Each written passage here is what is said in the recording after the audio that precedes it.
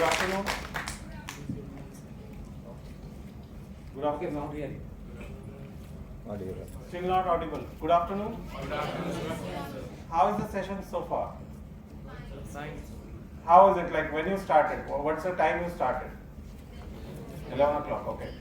So today's session, today what I would be covering is more on how the LLM frameworks work and also give a perspective on things like how you have the foundation models and different kind of examples that might enlighten you to start your career in terms of building your Gen AI journey. Okay.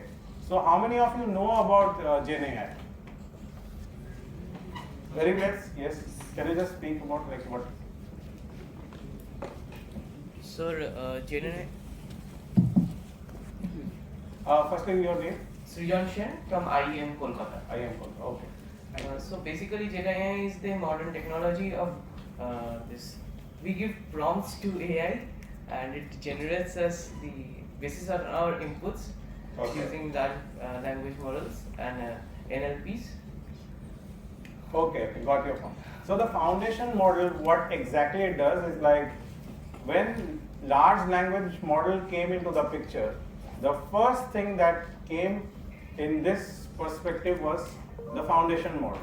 Okay, so the foundation model is the basis of how the NLP tasks are built, and from there the large language model came into availability. Like you know about the ChatGPT 4 and others like Llama 3. Okay, so these are large language models. But in today's perspective, what is happening is like we need very ready solutions and smaller versions.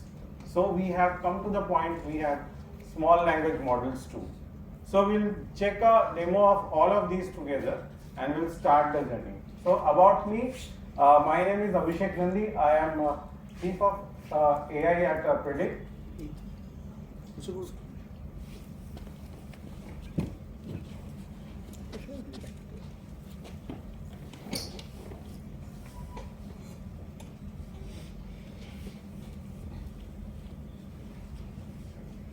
Okay, just wait for a while. It's been probably some issues with it. I'm doing my PhD in bioinformatics AI from VINO University. I'm also a champion innovator for Intel with OpenVINO, and I've contributed to the OpenVINO repo, that's worldwide repo of Intel, and also have been awarded Intel Black Belt developer from Ajay Bhatt. How many of you know about Ajay Bhatt? How many of you use pendrive?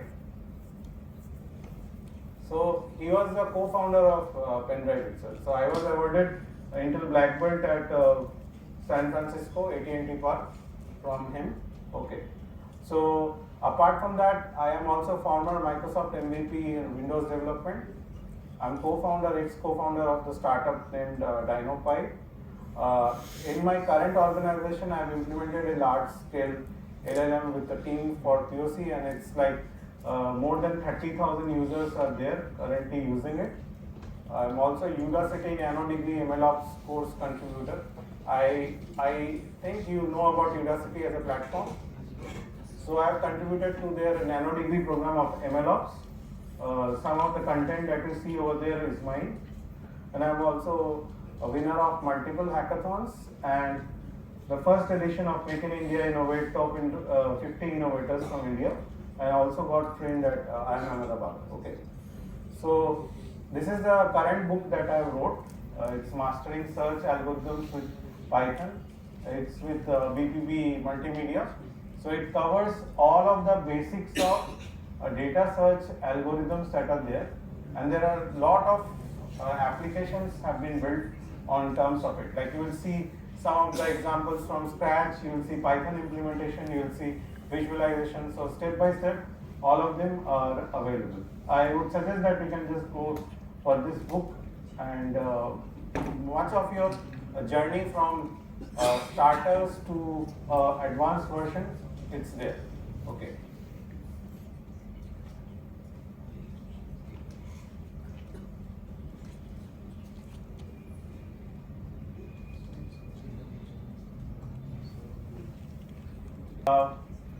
I would show you some of the images that I generated using, how many of you know about Flux AI? Flux AI is one of the tools that is very gaining popularity nowadays for its ability to do text to image conversion. As we see lot of prompts that has been developed, now couple of prompts that I did yesterday, I will show you how it looks like. So this one is like a very high enabled image using hyperscale imaging done on Flux. Okay, so I will just show you how it looks.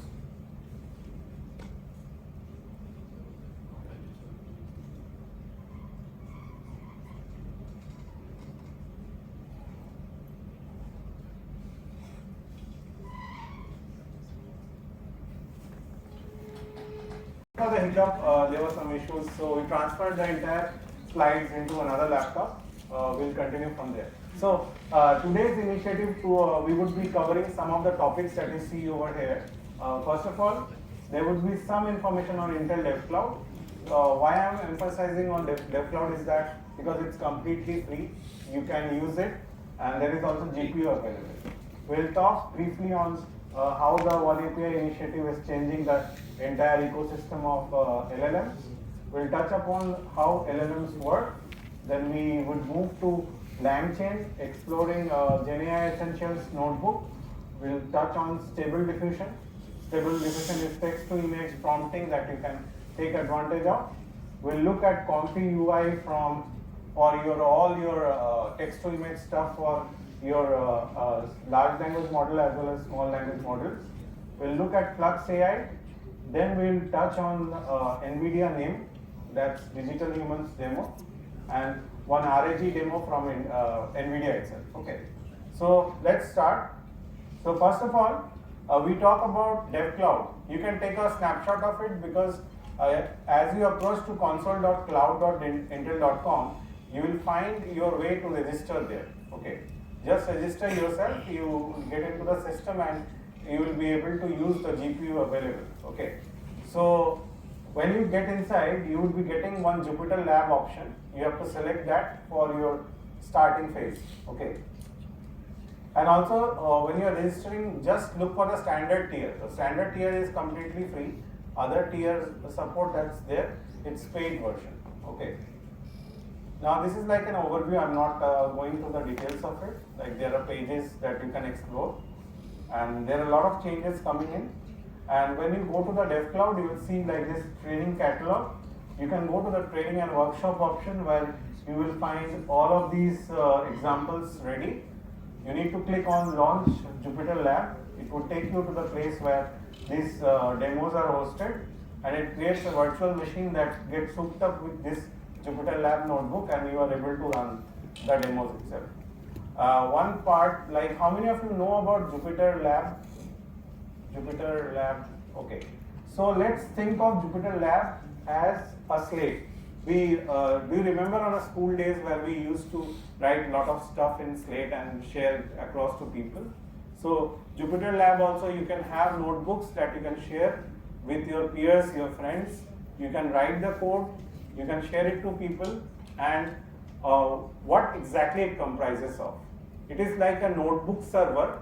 On the back end, you have a Python capability that's get hooked up with the Jupyter Lab front end, and you are able to run the application. But again, the crux is that it needs to be hosted at a place. So you get capabilities from your CPU that you can run. You can also have it in the cloud, or you can have it from NVIDIA also. So these are the options that you can try it out, and probably when you learn more about it, you will get to know how the things work. So you can register yourself at IDC.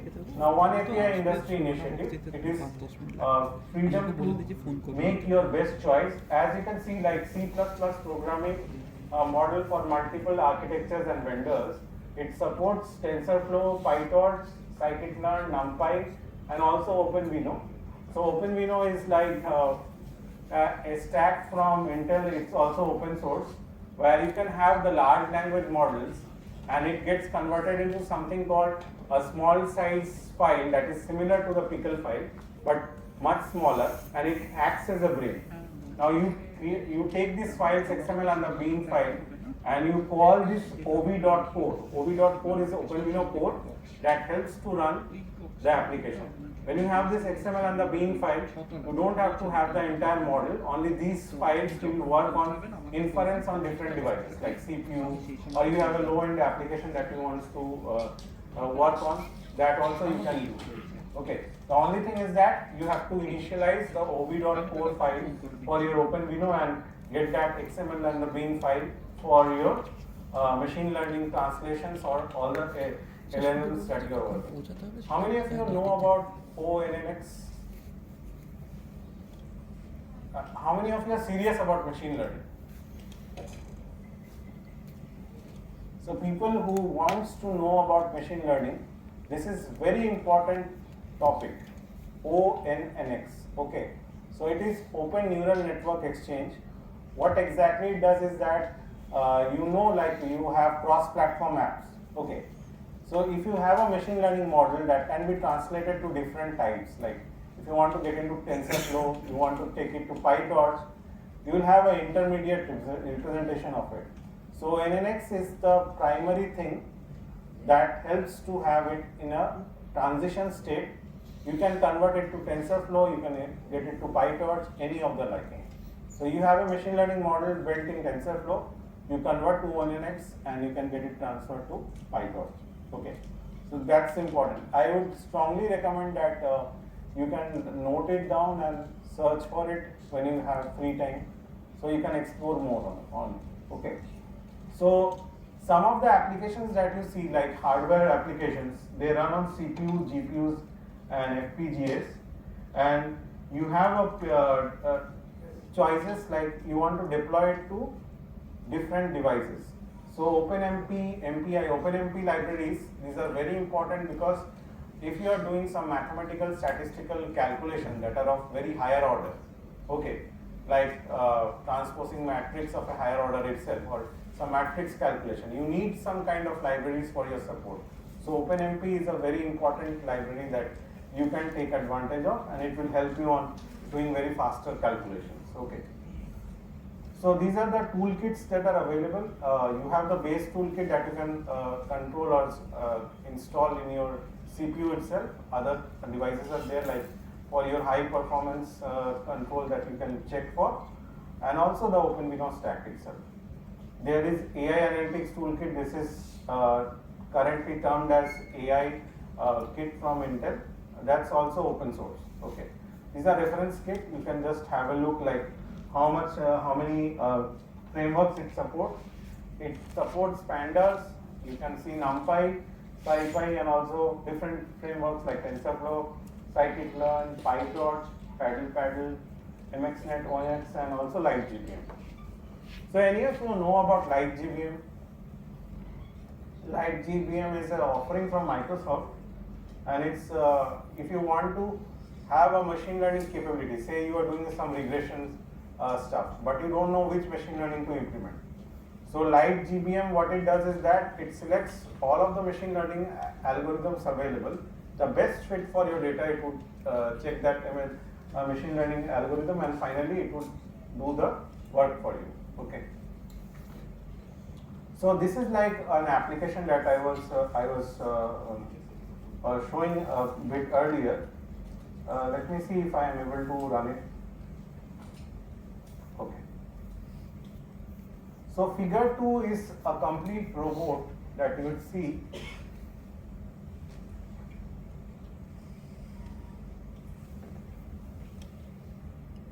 It is doing lot of updation.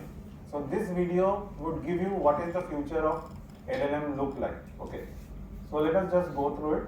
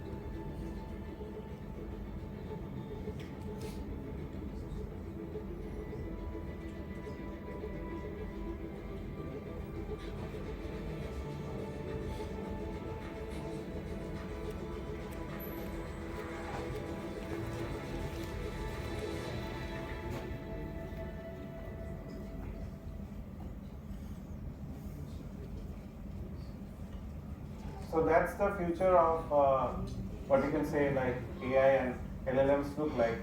So in terms of examples, I would also show one example on digital human that's already available from NIM on NVIDIA platform. You can try it out. It's completely free. When you register at NIM platform from NVIDIA itself, you will get 1,000 credits to work with. It's more than enough for you to go and explore all of the capabilities that are there. Okay. So let us just go back to the slides itself again.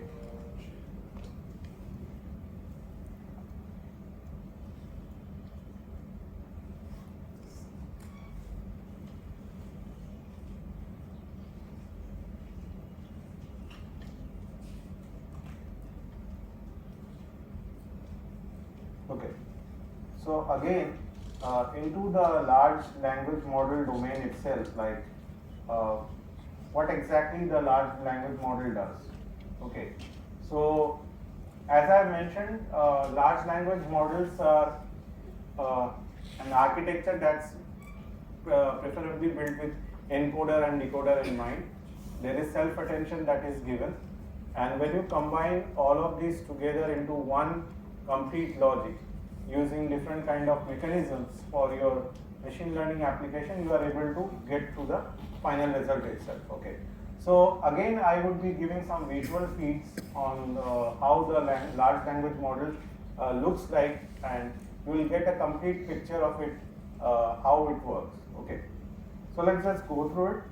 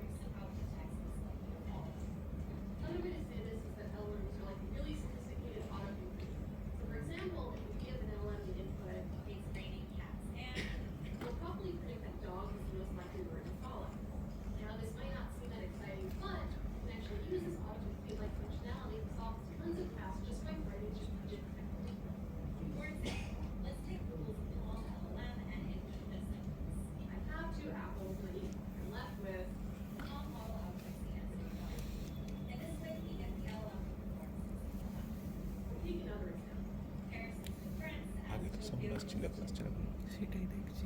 আমি ওকে বলি যে আমরা আগে যে সেটআপটা করেছিলাম না আপনি ওটা দিয়ে গলার মাইকটা খোলা যাবে না, অন্য মাইকটা দিয়ে যদি এই করতে মাইকটা দিয়ে তো আসা যাবে যেটা আগের বারে করেছিলাম। এই হ্যান্ড মাইকটা দিয়ে খুব একটা ভালো আসবে না। Okay, so we saw like how the LLMs work, but again, like how many of you know about neural networks? Okay, so let's do a small quiz. I will just start paying. Okay.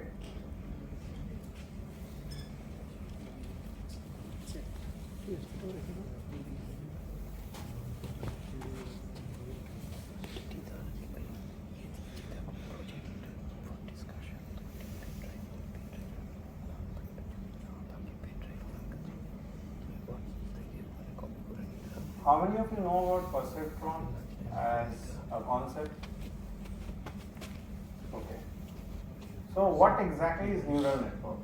So let us take an example. Like today, if I say like there is a movie being released, let's take an example of Alien itself, and I want to go to the movie theater.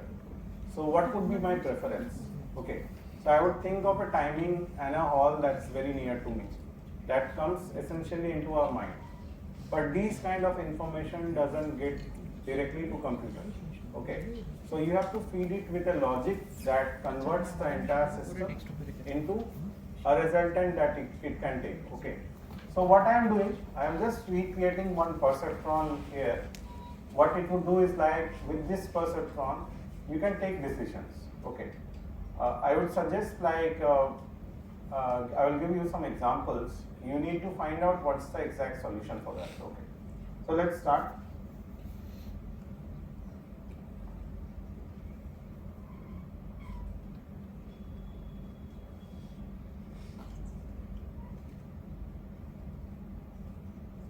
Okay.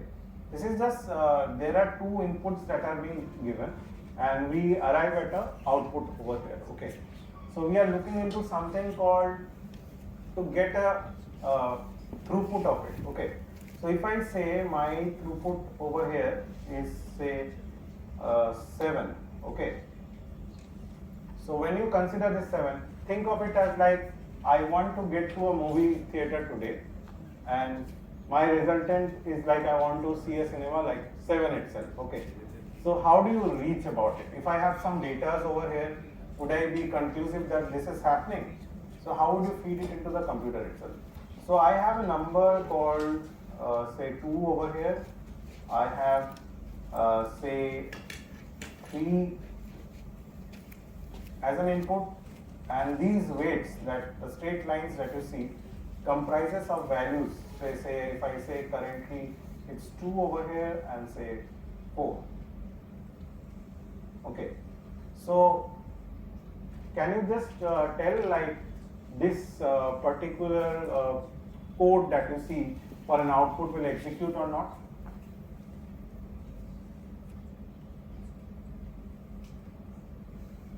Anyone?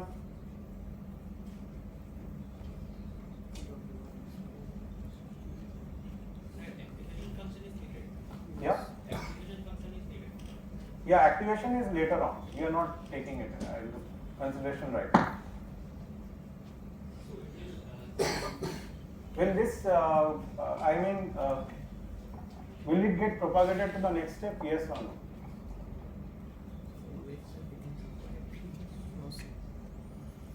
My throughput over here is 7. Okay. Simple mathematics.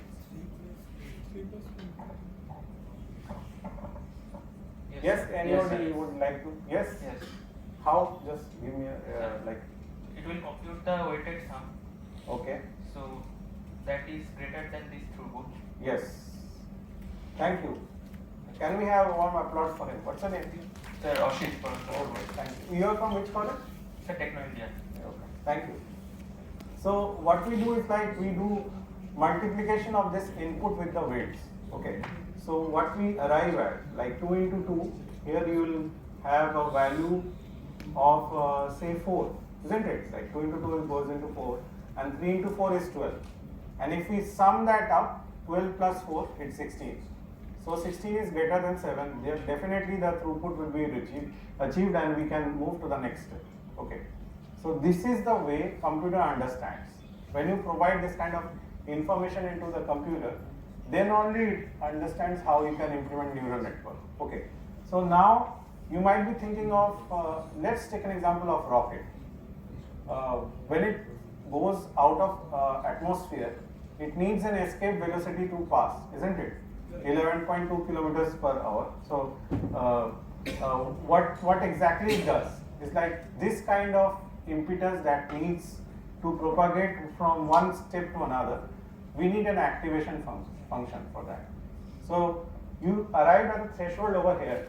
Now you will apply an activation function at this end so that it takes the entire node to the next step. So if we have multiple levels of neural networks with this, you arrive at a point where you can take decisions. Okay. So this is the way the entire logic works.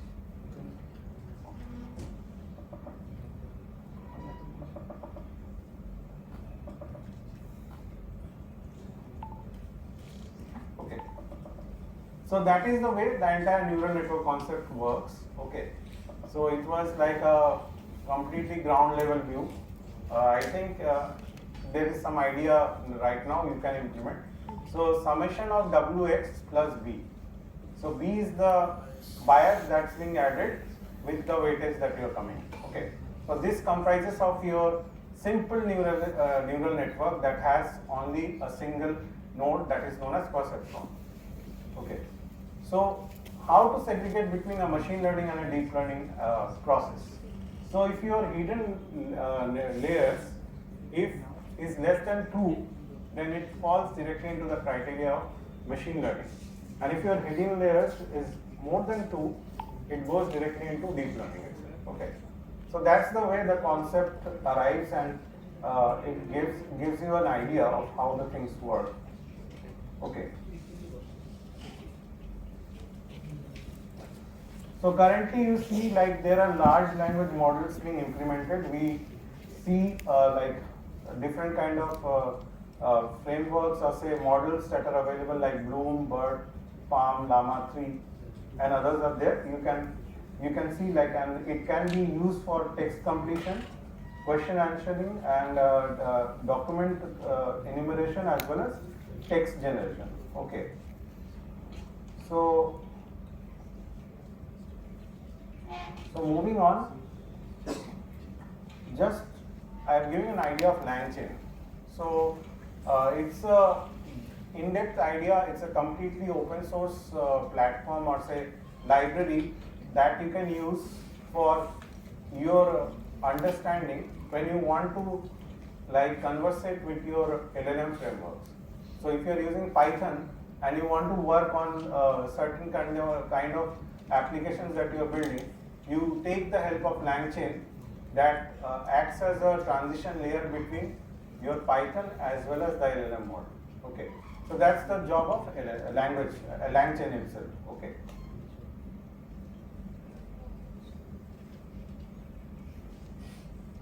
So some of the work, when you just register for your Intel Dev Cloud, you will get something like this. You will get a launcher, you get an option to get the Jupyter Lab on. Okay. So I'm not touching on the basics because if you just explore more, you will get to know. But very important in terms of machine learning application is a vector store. So you store embeddings. Now you have, say you have a table format that contains lot of data, and now you want to segregate them. So when you put into the vector store, it gets numerized into some values and gets located. Now you want to get the values very fast. So vector store and vector embedding helps to achieve that. Okay. So Files is a open source vector database from Facebook, and you can just install files using pip install files. Okay, that gets hooked up to your application and you are able to use it. So how do you take your data to file store? Then you have to apply certain logic which transforms your data set back to the vector embedding and gives your inference back. So this process takes time. If it is hosted in your system, it takes less time, but if it's in cloud, it would take much more time.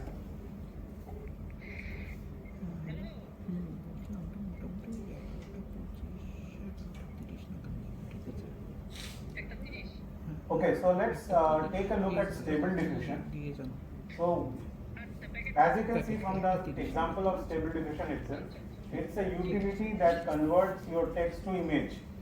Okay, so if you want to have very high ordered images being generated for your prompt, you can use stable diffusion. Okay, now there is one particular framework that is known as Comfy UI.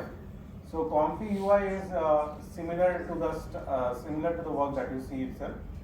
Let's take a look. I have created this demo 2 days back, and the flow you can understand. Let me just show you how hyper realistic the images can be.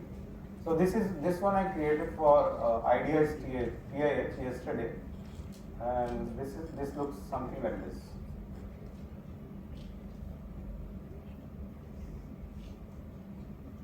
So you see like a dark background where a boy is sitting, and it has got a pamphlet which shows ideas TIH rocks. Okay, this was generated using a prompt template, and there are different kind of, if you just enlarge also this photograph, it will not break because it is hyper realistic, and it has got to a very high depth. Okay, so this can be taken as a reference. You can also create different kind of posters for your work, and also different kind of offerings. Okay, now this example. Okay, within a bottle itself, you will see there is a playground, football playground. Okay, so this one also was generated using a prompt. That's a textual prompt that was provided, and it resulted to this football field inside a bottle itself.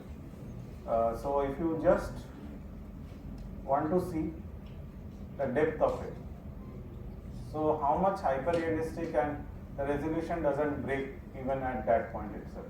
Okay, so for these kind of applications, how do you get started? Okay, so we'll just go through the demo itself of the Comfy UI. Okay, so this Comfy UI demo that you see over here is hosted on Google Colab. Okay, you can just run through the entire stack of it, and you will be able to understand. Just right now see how it works. Okay, because the entire application was built in little like 15 minutes to build the entire application. I have just made it smaller so that you are able to understand. Okay.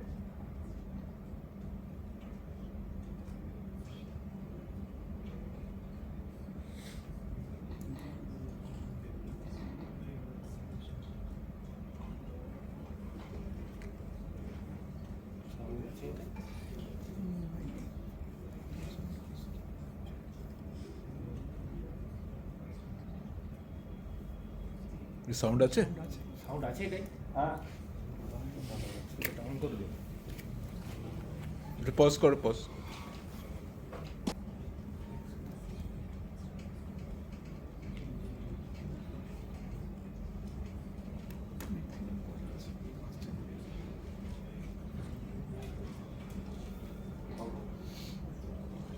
ফুল আছে ওটা আগেরটাই করে নিই বুঝলে দাদা, এটা এদিকে আসছিল start করতে পারছি এখন তো বুঝতেছি না পরে করে নিচ্ছি, এরপরে ব্রেক আউট মনে হয় করে দেবো। it is happening every week. You can participate, and also you can check for older your work. Okay, so how to solve it? You use, there is a applet like formation that's there. You can select one of the languages that you can explore, like Java is there, C++ is there, Python is there. So you can use any of the offering, and you can do your work. So strongly recommended, because if you want to do competitive coding, top coder is very important. Okay, so I would just register yourself and get started. Okay, so before starting, this is a reference to the Comfy UI that I was mentioning. So you go to GitHub. How many of you know about GitHub? So you need to go to GitHub, just search for Comfy UI Collab Notebook, and I uploaded it over there and made some changes, because I have used different kind of SD 1.5, that's a stable diffusion micro version. You can also select for other options that are there from Comfy UI, but you have to install it first. So So the entire process might take around 15 to 20 minutes. As you see, like it's running on a T4 GPU. I would suggest that you run the same. So let's go to the video itself. This video will see how to use the Comfy UI that is specifically meant for stable diffusion like large language models. So what we did was we went to this Comfy UI collab notebook that's there. You need to just download this raw file, and after that you need to upload it to Colab. So after uploading it to Colab itself, I use the T4 GPU because this requires a lot of GPU unit to work with, and also you can run it on CPU, but I've tried it with GPU itself. So if you just open up this files folder over here, you will see like everything is mounted on my G drive, and your as you save the models for the this Comfy UI to work, you need to save the models. So here at the checkpoints point, you will see like some of the models has been saved. And now if we just go through the code itself, like first of all what it does is that it mounts the Google Drive, then within that it updates the Comfy UI, goes through all the steps like having the different libraries that are needed, variation and autoencoders. Then after that, what I did was I just offloaded this stable diffusion 1.5 to the model folder that's there. After that, when I ran through this Comfy UI with Cloudflare recommended way, it gave me a URL through which I can access. So this is the URL through which I can access. So it is open over here right now. Okay. So to get it into the default view, just click on load default. Now we are into this. This is the Comfy UI. You can look like everything is connected as a node. This model clip is like your text that goes into from one format to another. You put in all the text for this, and K-sampler is the part where all the data science part is being done, like development, like the changes and all. This is variation encoder step, and finally we have the saving step. Now let us go through some of the prompts that we can add into this. Now I have some prompts handy with me, so let us just give it a try. I'll just put in a bottle filled with vibrant coral reef with colorful fish swimming amidst coral formations and the ethereal purpose. I'll just put it in over here.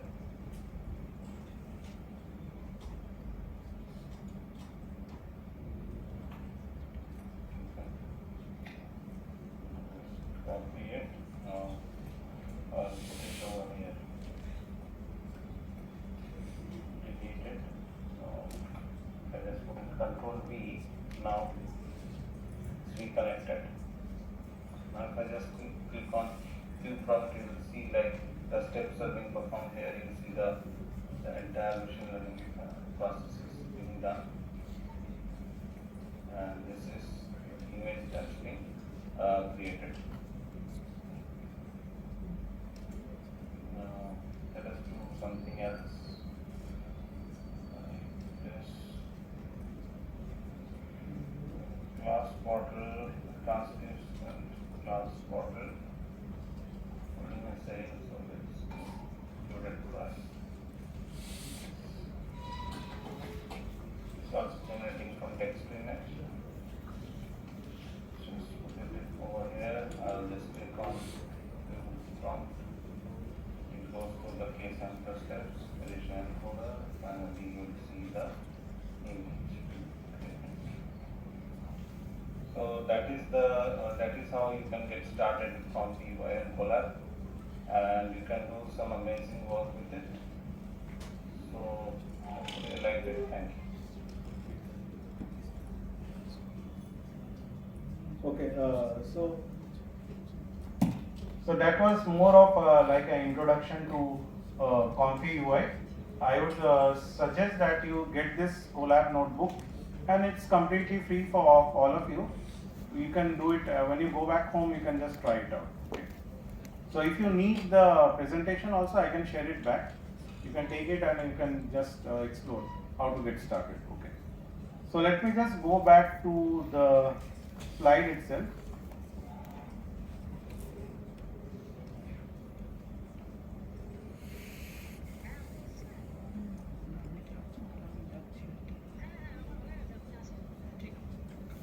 So we touched upon the Comfy UI.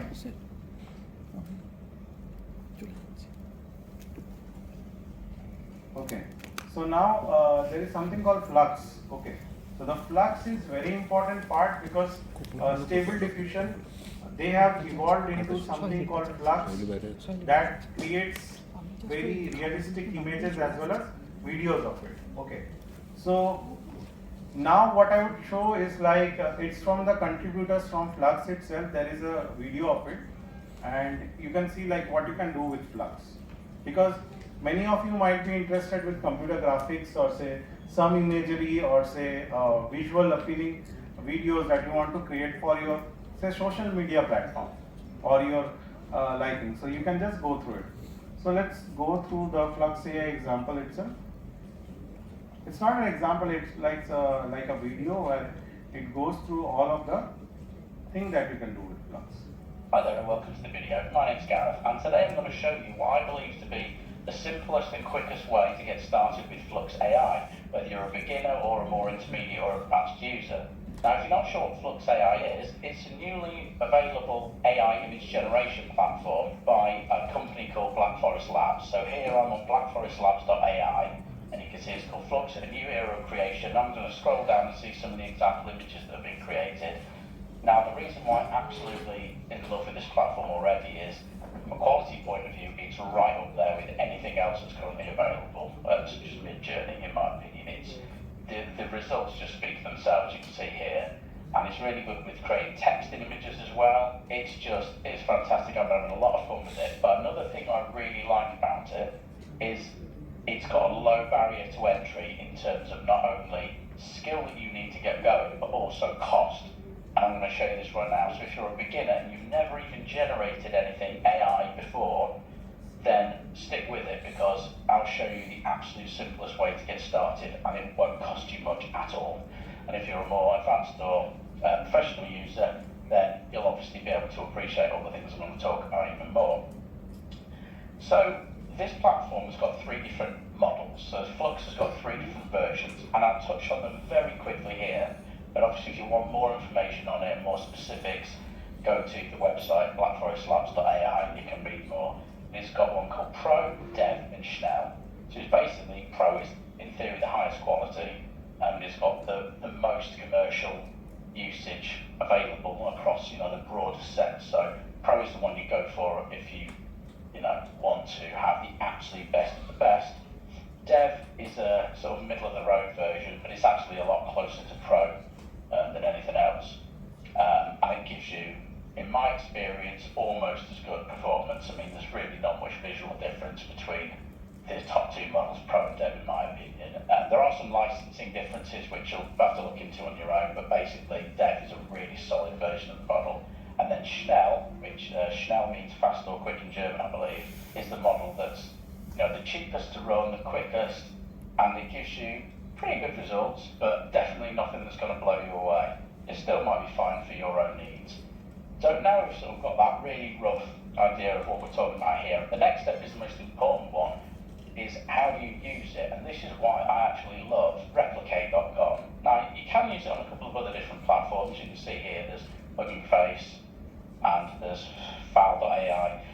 I have experience using Replicate myself in the past, so that's what I'm personally going to recommend, just because I have my own experience with it, and it's worked really well for me, and it's really transparent and it's great. Not affiliated or sponsored in any way, it's just the one I'm familiar with. So to make use of this, you simply go to replicate.com, and you'll come to the Replicate website. Now, what this Replicate is, it's just a host for lots of other AI services.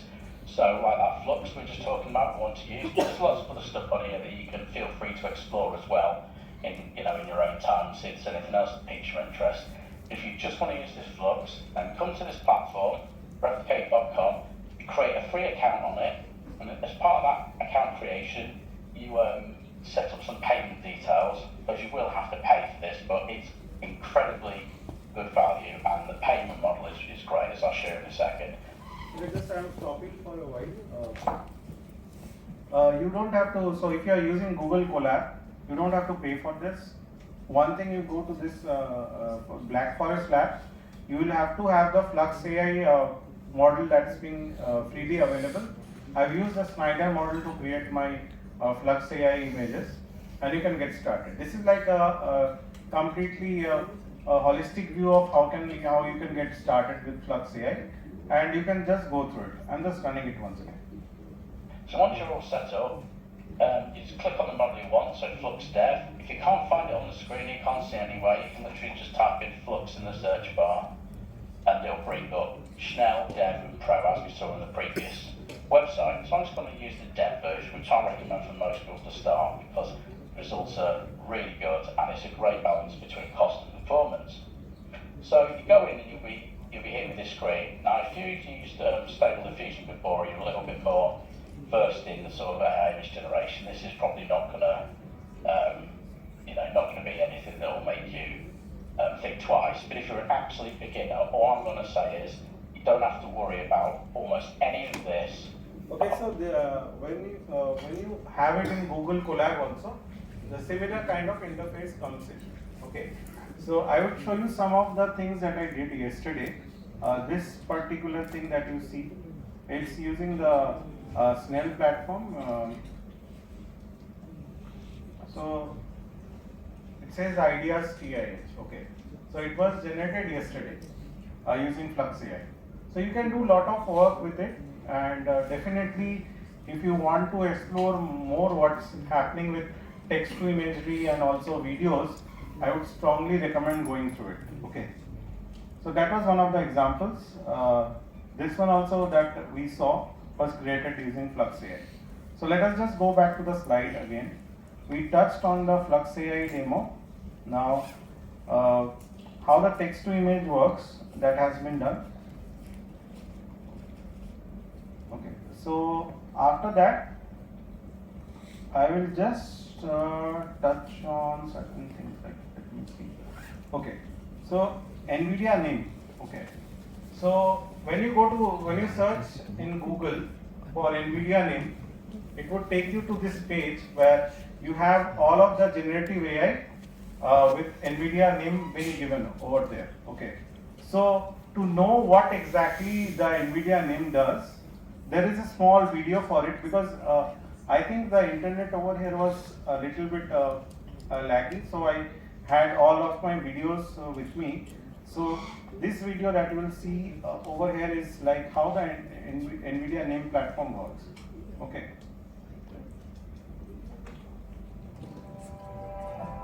Generative AI is a game changer. Across every industry, more and more organizations are looking to roll out new applications that drive efficiencies, productivity, and revenue for their business. But to power generative AI in production, organizations need to consider security, latency and efficiency, flexibility, and how to manage infrastructure costs and scale. NVIDIA NIM delivers the features critical to easy, scalable deployment of generative AI models. NIM is a set of accelerated inference microservices that enables organizations to run AI models on NVIDIA GPUs anywhere, in the cloud, in the data center, and on workstations and PCs. Built on a cloud-native stack, you can deploy NIMs locally with a single command or orchestrate and autoscale with Kubernetes, unlocking the flexibility needed for modern AI workloads. NIM provides identity, metrics, and health check data for integration with enterprise management tools and infrastructure. Backed by powerful inference engines, including NVIDIA Triton Inference Server, TensorRT, and TensorRT LLM, NIM streamlines model deployment, ensuring seamless AI inferencing at scale. And with standard APIs, developers can build enterprise-grade AI applications with just a few lines of code.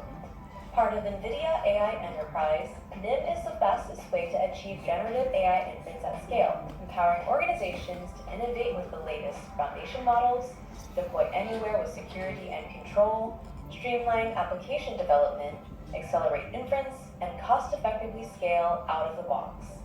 Get started today at ai.nvidia.com. Okay, so some of the demos that you see right now I created yesterday with the help of NIM. So one that I would definitely recommend is this application.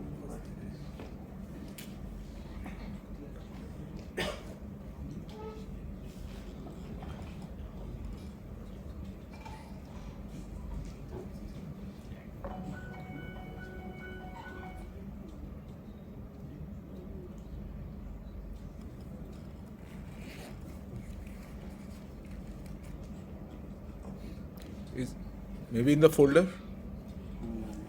Corner, left corner. Okay.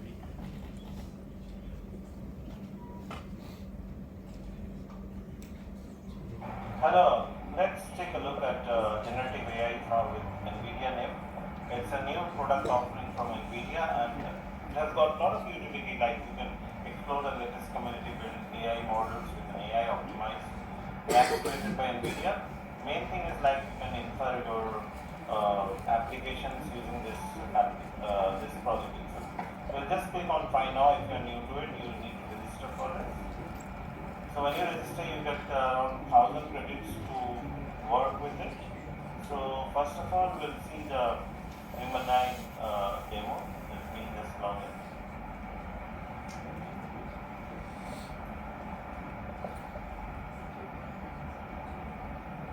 It's asking for me details the NVIDIA sign in.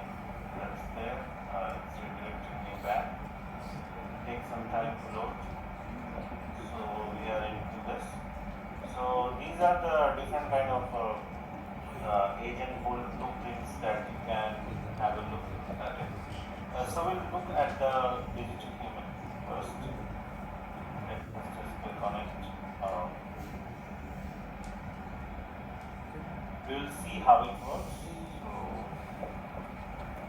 let me just click on it to speak.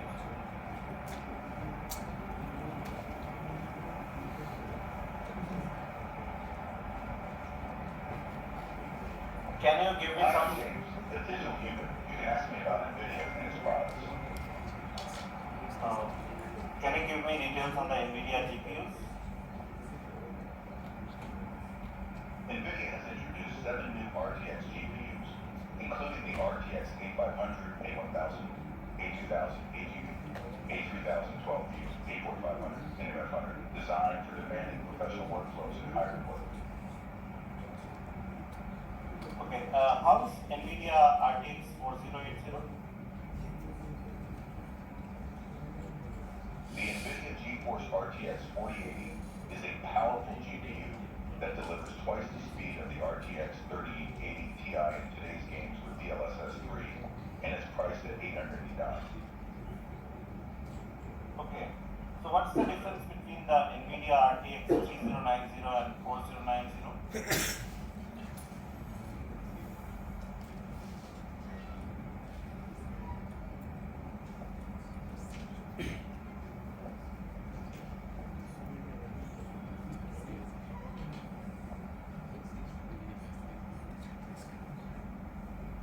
Okay, so you saw like how it works with all the prompts that you give. It's trained on NVIDIA product marketing knowledge. So if we just go to the details of it, like it has got audio to face, chat, digital human speech. I'm here to help, and I'd like to continue our conversation about the innovative applications of AC. If you just click on new, you have different kind of options available. Then you have the blueprint card. So if we just go to the blueprint card itself, it gives the complete architecture of how it works. Let me just enlarge it. So this is the architecture website. We have the user, we have the web front end, the audio and video is hooked up, and you get the response. But the major chunk of work works with this 3D animation pipeline. We have the Omniverse renderer, animation graph, audio to face, then there is an agent, more working towards the agent interface that's there. There is a retrieval augmented application for your LLMs. It gets information. We have the 11 labs TTS that's more of like the responsive for your audio, text to audio, and we have a Riva ASR, that is automatic speech recognition that's there, and it's been fed into the ACE agent. Then we have text prompt, text response from the RAG application. So this is the entire architecture of it, and it's a very good application to get started with. I would definitely suggest that you go through it, try it out. You can also download the blueprint. The blueprint is like the entire flow of how it works, and you get to know more about this kind of application. Okay, so we touched upon the NIM to get started with, and we saw like how it works. Hopefully, I guess you got to know the knowledge. Thank you. Okay, so you saw like how the NVIDIA NIM works. So yesterday what I did was I went ahead and created one RAG application on top of the NIM that's there. I would share the entire demo process of it, how I created it. Let me see, where is it? Okay. So this is the RAG application. But before that, you need to know exactly what is RAG. Okay. It is a retrieval augmented graph, and specifically it's not, you see like there are extra data that needs to be trained. So you can just put it into an architecture and it trains on the data that's being fed. Okay. So that's the general concept of RAG, and we'll just go through the details of it. Just a moment. Large language models, they are everywhere. They get some things amazingly right and other things very interestingly wrong. My name is Marina Danilevsky. I am a senior research scientist here at IBM Research, and I want to tell you about a framework to help large language models be more accurate and more up-to-date. Retrieval augmented generation, or RAG.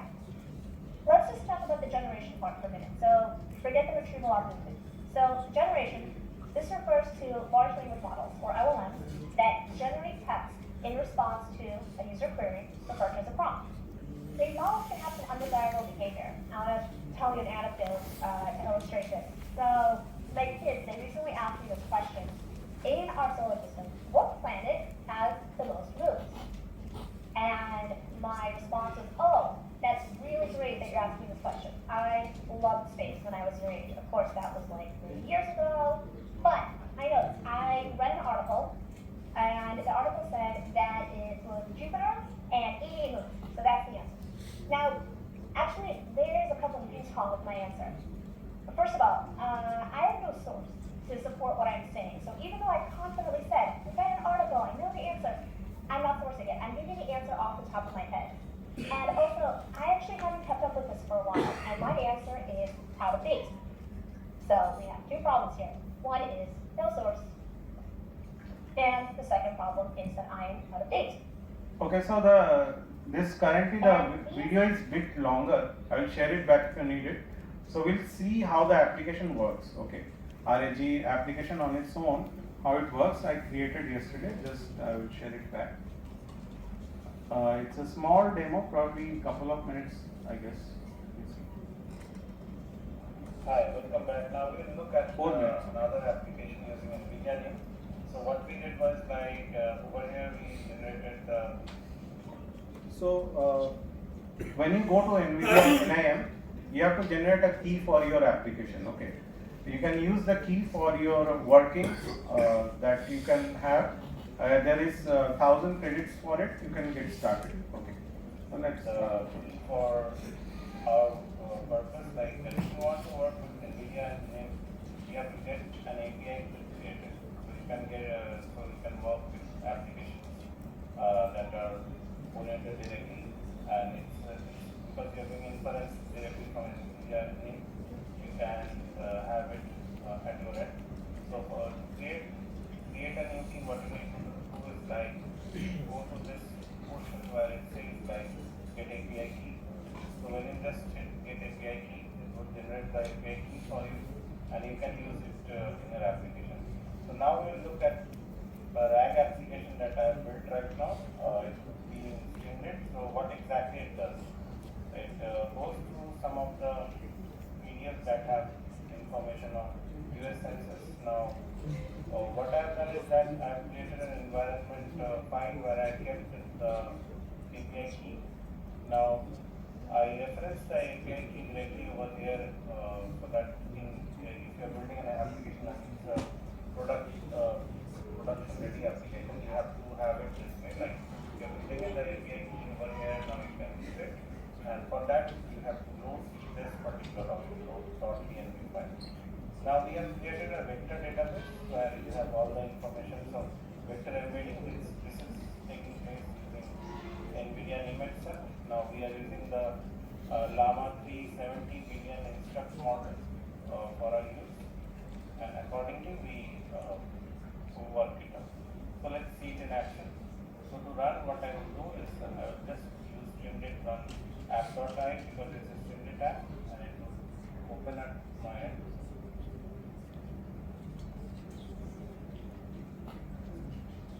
Take some time to come up. So now it's there. As soon as I hit this button, documents embedding, the entire vector embedding for all the PDFs that are there will go back to NIM and give us all the vector database embeddings for those PDFs. If I just click over here and I go back, you see like some kind of activity is happening where it is creating all the things like the entire exchange, the data exchange between our application and the NVIDIA NIM server. It's an inference that you're doing, so it's creating the entire vector embedding for us.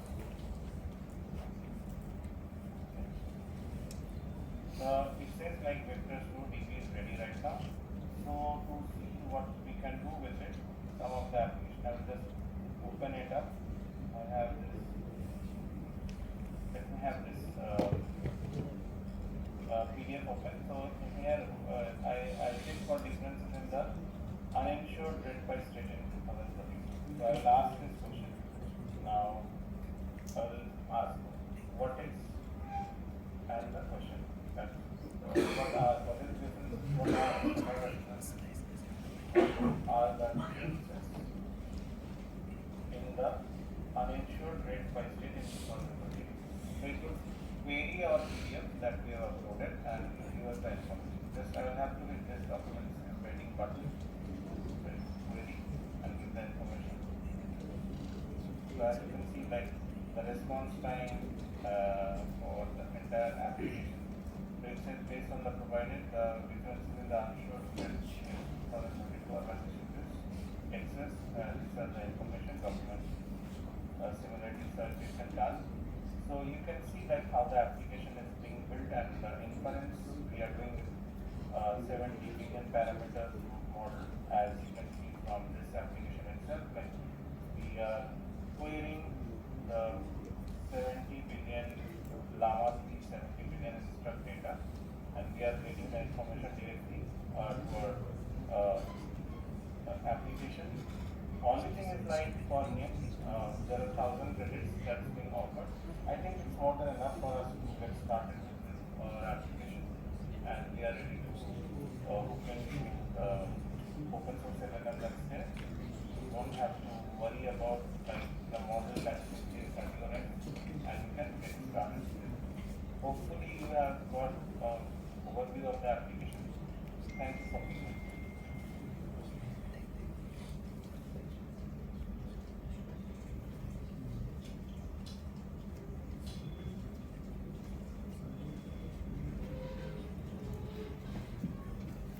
Okay, so lastly, what there are some of the videos, like some of the applications. So yesterday only I created the entire code. So the code is here. if somebody wants, we can share it back on mail. Probably I will just have it as a folder and share it in Google Drive, so you can go through it. Okay. So apart from that, the final thing that I would like to show is like there is something called Robo LLM from NVIDIA. Okay. So this is again a complete change in shift that you see in terms of audio as well as video as well as LLM together, how it works, and this is changing the entire sphere of how the LLM will be in future. Okay, so just go through the video. Probably after that we'll wrap up the session. The era of physical AI is here.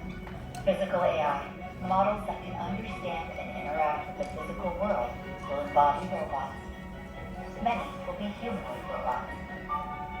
Developing these advanced robots is complex, requiring vast amounts of data and workload orchestration across diverse computing infrastructures.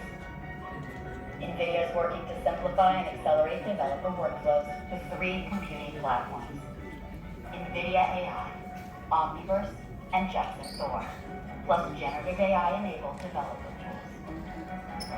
To accelerate project groups, a general humanoid robot foundation model, NVIDIA researchers capture human demonstrations, seeing the robot's hands and spatial overlay over the physical world. They then use RoboCosmos, a generative simulation framework integrated into NVIDIA Isaac Lab to produce a massive number of environments and layouts. They increase their data size using NVIDIA NIM, which helps them generate large-scale synthetic motion datasets based on the small number of original captures. They train the group model on NVIDIA DGX Cloud with the combined real and synthetic datasets. Next, they perform software-in-the-loop testing in Isaac Sim in the cloud and hardware-in-the-loop validation on Jetson Thor before deploying the improved model to the real robot. NVIDIA Osmo Robotics Cloud Compute Orchestration Service manages job assignments and scaling across distributed resources throughout the workflow. Together, these computing platforms are empowering developers worldwide to bring us into the age of physical AI-powered humanoid robots.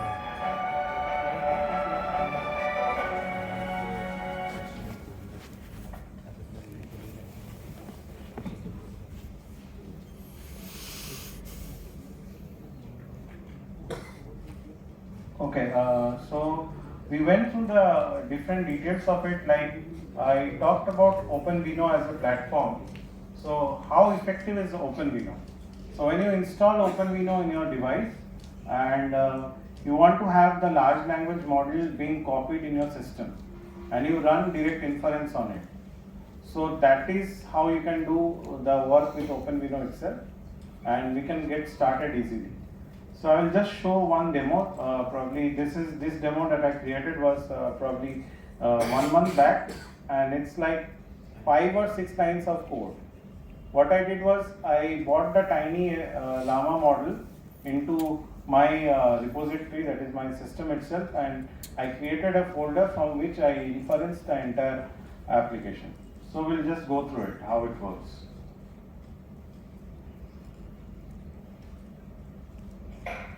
Hello, in this video we'll look at the new Intel Developer Cloud offering from Intel, and we'll see some of the notebooks that are for free to get started with. It's like a recipe for the GenAI essentials. So when you arrive at the main page, at the home page, you'll see there are at the raw bottom there is this GenAI essentials. There are 3 notebooks that are provided. So first of all, we'll look at the simple LLM inference. We'll just click on launch. It would just open up the Jupyter Lab for us so that we can run through the code itself. So Jupyter Lab is the server that we would be using. Within that we have different kernels. Those kernels execute our code. And when we just open it up, let it come up. Okay. So the simple LLM inference notebook is up. We are into the PyTorch GPU. So this is a in the standard tier itself where we are using the GPU Max series. It's been mentioned like we are using the Intel Data Center GPU Max series. One by one we have to run through all the cells in this notebook to get ourselves going. Let us see what exactly it does, and we'll discuss the entire working of that. So when we call this interact to LLM function, it opens up the notebook for us, the main content, what is there in the notebook. So here one important portion is this temperature. So as you reduce the temperature from 0.5, the number of experimentation done by the model is less, but if I go beyond 0.5, it does more experimentation. As of now, we have two models, that are the Camel 5 billion one and the Llama 3 billion model itself. So when we click on start interaction, the model will start loading. So you'll see the color changing when it turns to green. That means you are at the position where you can get started with your prompt. It would take some time to come up. Now it's green. Okay. So now you can ask questions from this. It would just turn up the open source model. We are not using OpenAI at all, and this is Llama 2 integration or the 5 billion model that we have. So just ask question. Tell me something about baseball. So let's see, like if you are able to pull up some information on this or not. So the bot asks questions. We'll wait for a while to see the answers of this. The objective is to score the runs, getting hits, walks, errors or catches and interference while preventing your opponent from scoring. Baseball is a team sport played by two teams of 11 players each, with each player having a specialist position. So if we just run through or look at the code itself, there are two things that are very important. First of all, we are considering the hardware options, where we are enabling the SDP fusion values to 1 as well as some SQL parameters that are being initialized. After that, we are initializing the Intel optimized PyTorch tokenizer as well as Llama casual index. Here you see from the IPython widget itself, we are getting started with the GUI option of HTML. Now, as soon as the random seeding is done, it balances the entire model that's been available for us, so that we can go through the entire LLM inference process easily. Now this portion of the code, what exactly does is that it searches for the different type of hardware available for us. If GPU is available, we will look at for GPU. If no GPU is there, we will fall back to the CPU itself. Now with that, we have this chat model class definition, where we are looking at the initialization of it. Then we have the input preparation. Warm up is very important, because at every time when the model warms up, it allows us to do subsequent inference faster. So that's the important part. And after that, we are at the text processing.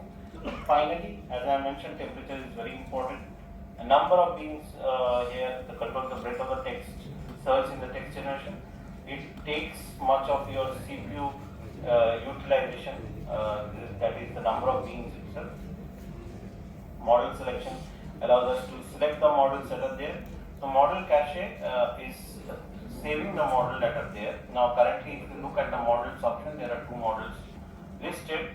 You can look at different methods of integrating different models if you want to try out. This is the portion you have to look at it. Now after that, you just call in this function where you get all the details of the LLM models itself. Now you're good to go. So that's more about the simple LLM inference notebook. We'll look at different options later on. Thank you.